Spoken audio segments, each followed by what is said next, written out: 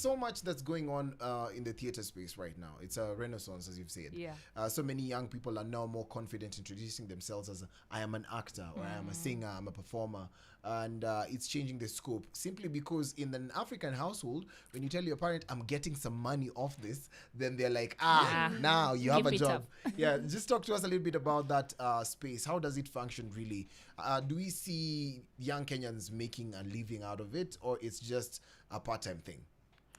In the theater space, it's actually growing as time goes, because currently a lot of young people are getting into the space. We can see a lot of theater companies coming up. We have actually, the theater is literally usually sold out most of the time. So when you go to the theater and you try to book space, you'll be told like this weekend is filled. Maybe you can book some other time, because there's so many shows. So that means the young people in the country are embracing theater, and they are like, they have the confidence to and then, like you said, it starts from home. When you're home and you're like, I'm going to KNT, that's Kenya like, National Theatre. yeah the people are like, what are you getting from there? It's like you're going to a sunny corner and just sit there and idling around.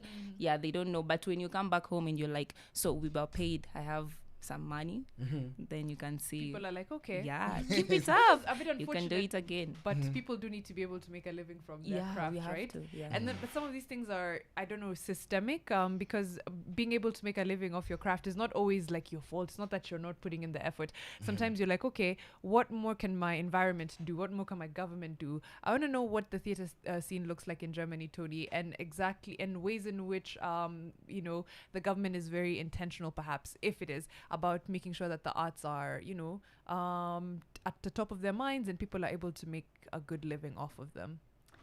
I mean, I come from a very privileged situation creating theater, because we have like lots of different possibilities of funding in Germany. Like there's the city, like municipal funding, but there's also funding by the county, and then also by the country, so by like state funding. So if you don't get one funding, you can apply for the other. So it's like easier to get by, but still the situation isn't that good. Like it's hardly, I would say, like 10 to 15% of the artists really being able to just live off of their arts.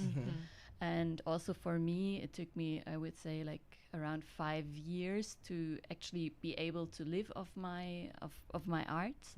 And I also remember my mom coming to a show and telling me, after like actually earning my first money with theater, she was coming, we were doing a performance in a techno club, like electronic music club, and also, you know, to find new audience. And my mom was coming and really saying like, oh, so you got your first money. Now you're a theater artist. Oh, so it's really like the same discussion. A lot of things. So why is it that money is used to stamp great talent? Because I feel like sometimes when you're a creator, money is the stamp. Like if you become extremely wealthy, like I remember famous American a playwright, and of course right now he owns like the biggest studios in America, Tyler Perry.